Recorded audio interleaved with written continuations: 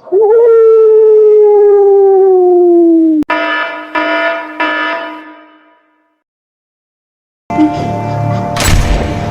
for a while.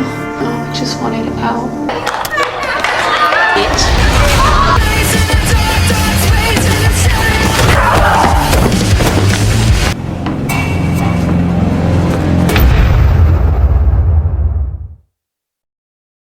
Hai gengs, kembali lagi di Kata Muji Review Film. Apa kabar kalian semuanya? Semoga sehat-sehat aja ya. Berhubung ini hari Senin dan banyak yang udah kembali kerja juga, untuk menghibur kalian semuanya, Mimin kasih nih satu film yang lumayan seru dan juga sedikit sakit. Intinya film ini menjelaskan bagaimana kehidupan gelap yang dijalani di balik jeruji besi. Nah, gak usah berlama-lama lagi. Untuk yang udah nonton, kui kasih pendapatnya. Dan untuk yang belum nonton, mari kita stres bareng lihat filmnya. Every single day since I was a little girl, and you knew all of. You deserve to be in here. She's got a knife.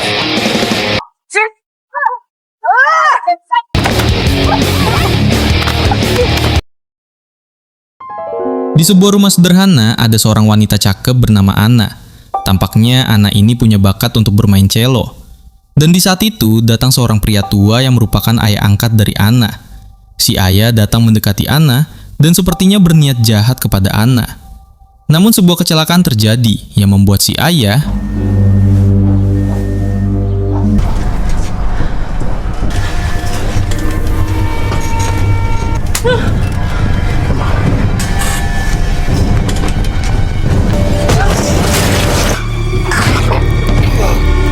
Setelah kejadian itu, Anna langsung ditangkap dan disidang. Di dalam persidangan, Anna membela diri karena hal itu dilakukan sebab si ayah tiri ingin melakukan hal keji kepadanya. Tapi pernyataan Anna dibantah oleh ibunya yang mengatakan jika ayah tiri Anna merupakan orang baik dan tidak pernah melakukan hal seperti itu kepada Anna. Yang pada akhirnya membuat Anna harus masuk ke dalam penjara. Sesampainya di dalam penjara wanita, Anna dibawa bersama tahanan wanita baru lainnya. Di saat itu, hal pertama yang para sipir lakukan adalah membersihkan tahanan baru. Lalu setelah itu, mereka akan diperkenalkan kepada kepala lapas yang bernama Frank. Di dalam kamar tahanannya, Anna memiliki satu orang teman sekamar yang bernama Jenny. Meskipun Anna awalnya ingin basa-basi, tapi tampaknya Jenny tidak ingin begitu dekat dengan Anna. Di pagi harinya, Jenny bangun dan melirik ke tempat tidur Anna. Dan gak perlu gue perjelas apa yang dilakukan Jenny di pagi itu.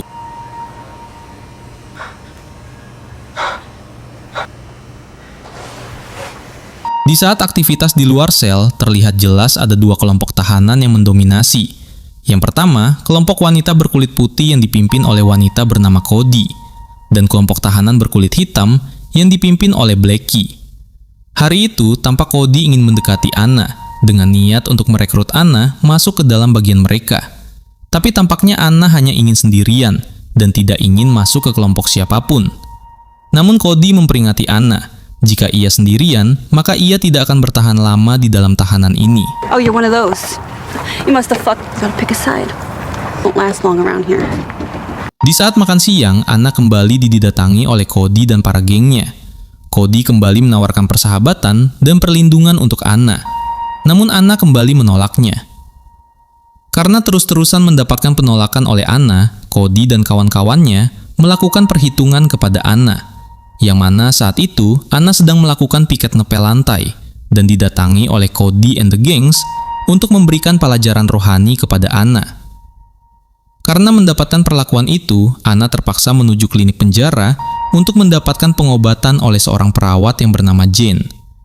Tapi di saat sipir bertanya siapa yang melakukan itu kepada Anna, Anna mengatakan jika ruangan tadi gelap dan ia tidak tahu siapa pelakunya. You tell me you saw nothing.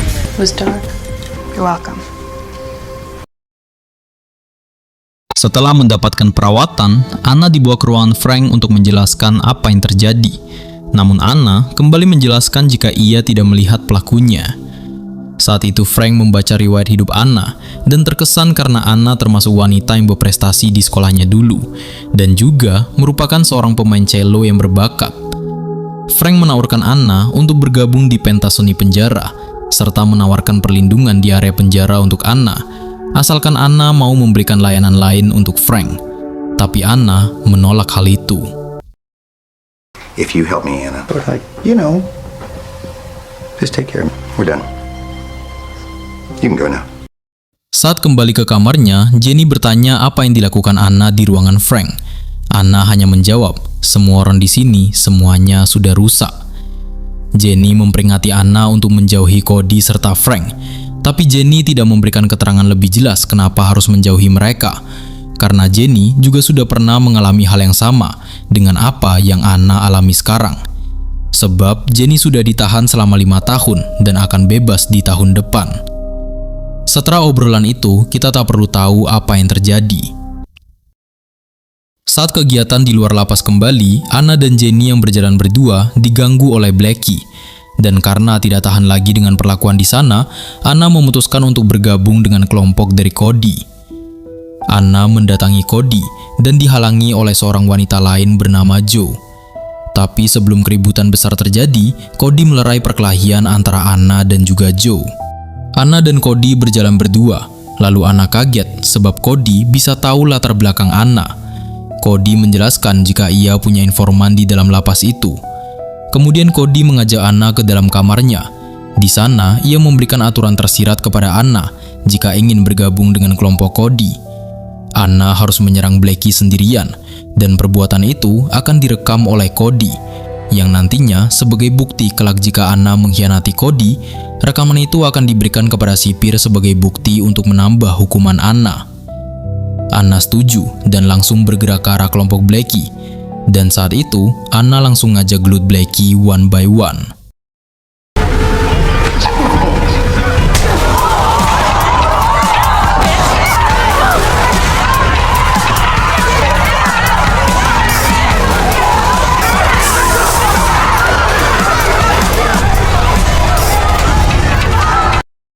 Setelah keributan itu, Anna dibawa ke ruangan isolasi ketat, yang mana di dalam ruangan itu sangat gelap dan dingin, dan Anna diwajibkan tanpa menggunakan apapun di dalam sana.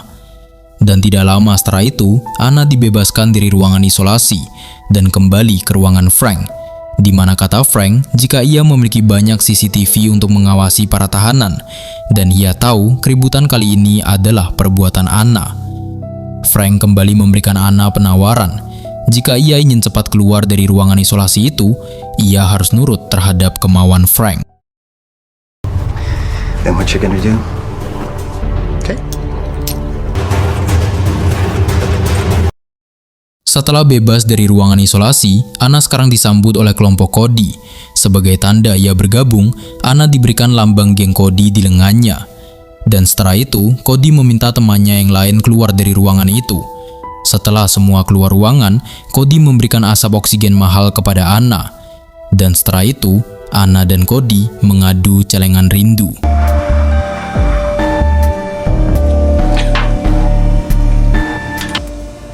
You have the most beautiful smile. Tetapi aksi itu dipergoki oleh Joe yang tampak cemburu. Dan tidak lama, sipir membawa Anna keluar dari ruangan Cody itu. Lalu Anna menuju sebuah ruangan kunjungan, yang mana saat itu Anna dikunjungi oleh ibunya. Saat itu, Anna bertanya kenapa si ibu lebih memilih membela si ayah tiri yang brengsek itu.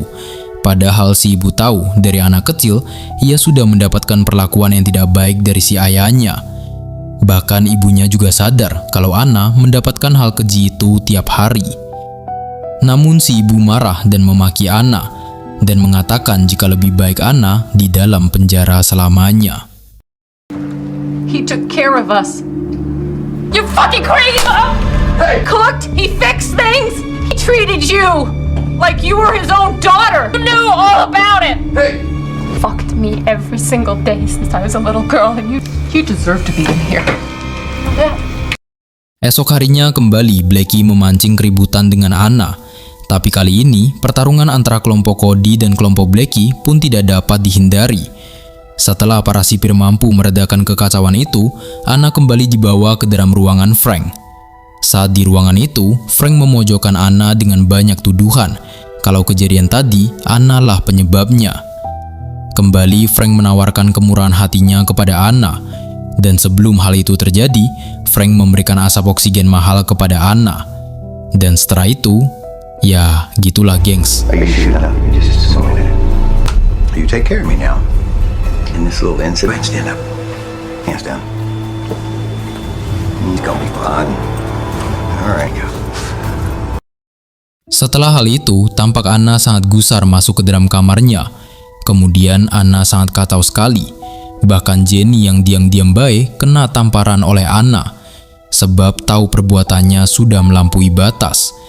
Anna meminta maaf kepada Jenny. Dan anehnya, keributan itu kembali membuat Anna harus kembali ke dalam ruangan Frank. Setelah kembali dari ruangan Frank, Anna menuju kamar Cody. Saat itu, Anna meminta oksigen lagi kepada Cody.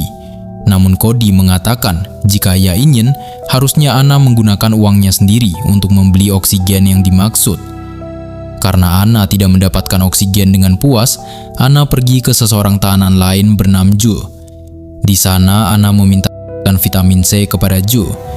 Awalnya Joe menolak, tapi setelah dibujuk dan diberikan uang oleh Anna, Joe memberikan suntikan vitamin C itu kepada Anna.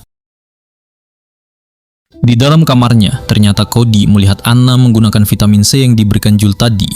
Cody memarahi Anna sebab itu bisa membahayakan diri Anna sendiri. Setelah itu, Anna didatangi oleh geng Blackie. Saat Anna di dalam kamar mandi penjara, Blackie dan teman-temannya memberikan pelajaran kepada Anna. Setelah mendapatkan perlakuan itu, Anna kembali ke klinik dan dirawat oleh Jane. Jane melihat bekas vitamin C di tangan Anna, memperingati Anna untuk tidak melakukannya lagi. Tapi hal itu tidak dihiraukan oleh Anna. Bahkan Anna lebih sering melakukannya sampai ia berhalusinasi parah.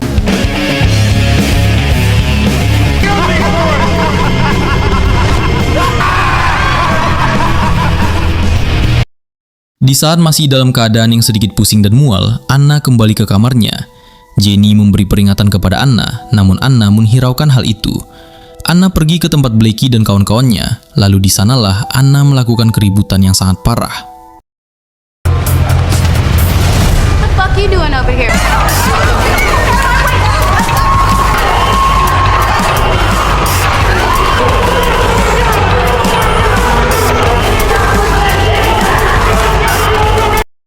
Setelah keributan itu, Anna kembali dimasukkan ke dalam ruangan isolasi.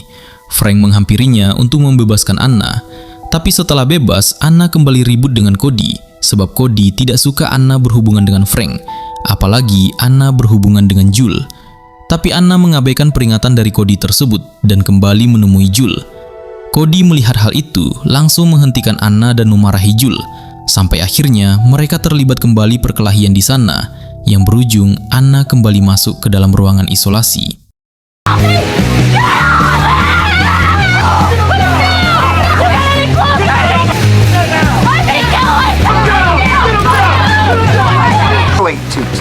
My name is Anna.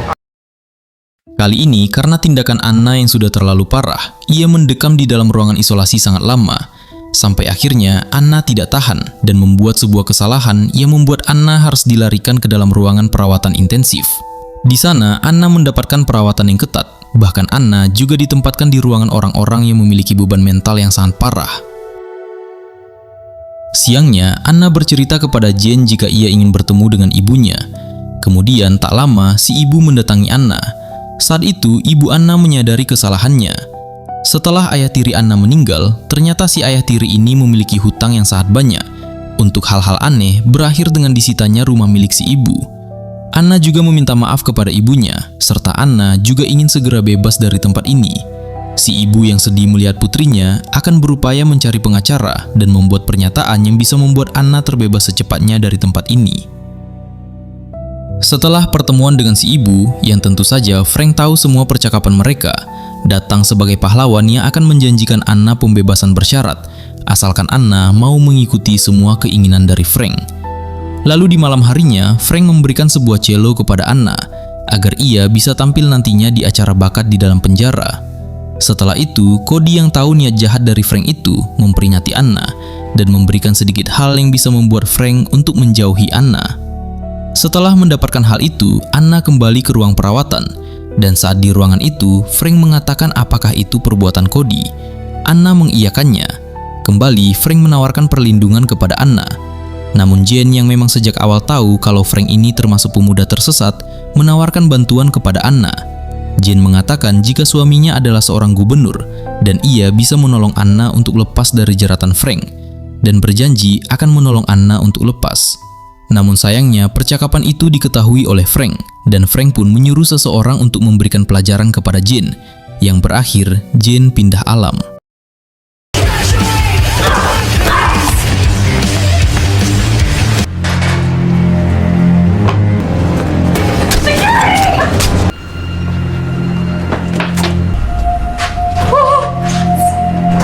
Setelah itu, karena Anna yang berada di lokasi kejadian, ia kembali dibawa ke ruangan Frank.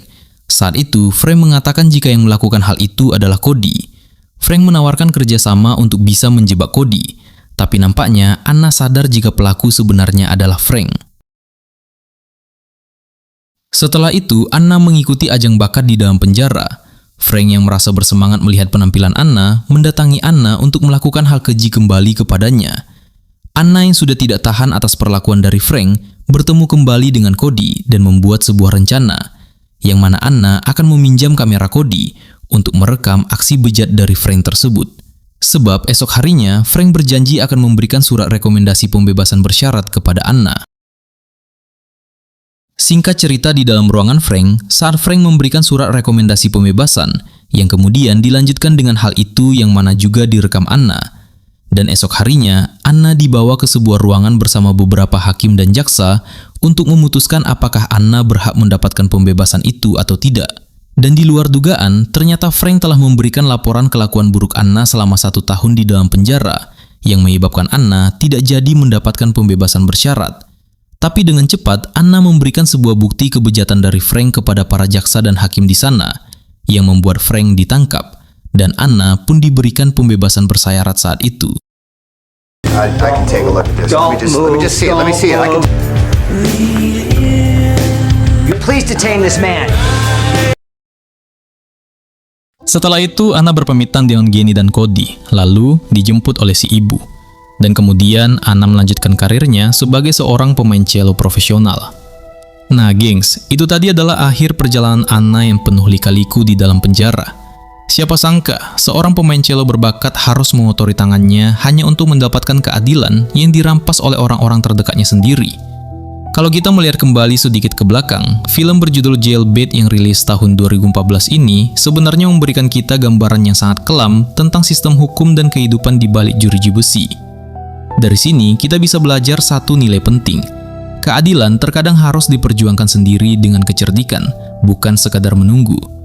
Secara kritis, film ini menyoroti betapa rapuhnya posisi seseorang ketika sistem justru dikuasai oleh orang-orang haus kekuasaan seperti Frank. Tapi di sisi lain, pengkhianatan ibu kandung Anna adalah bagian yang paling menyakitkan dari alur cerita ini, karena lingkungan paling aman, yaitu keluarga, justru menjadi tempat paling berbahaya bagi Anna. Pesan edukasi yang bisa kita ambil adalah, tetaplah waspada dan selalu kumpulkan bukti jika kalian merasa dipojokkan. Seperti Anna yang akhirnya mampu membongkar kebusukan Frank lewat rekaman video. Bukti adalah senjata terkuat kita untuk bebas dari jeratan ketidakadilan. Gimana menurut kalian? Film kali ini yang fokus ke kondisi narapidana yang berada di dalam penjara. Cukup gila dan gelap kan? Yuk tumpahkan pendapat kalian di kolom komentar di bawah. Jangan lupa klik tombol like, subscribe, dan nyalakan loncengnya biar kalian gak ketinggalan alur cerita film seru lainnya di channel ini. Segitu saja untuk pembahasan film kali ini. Sampai jumpa di alur cerita film selanjutnya di channel Katonguji. Adios, bye. Keselek setan.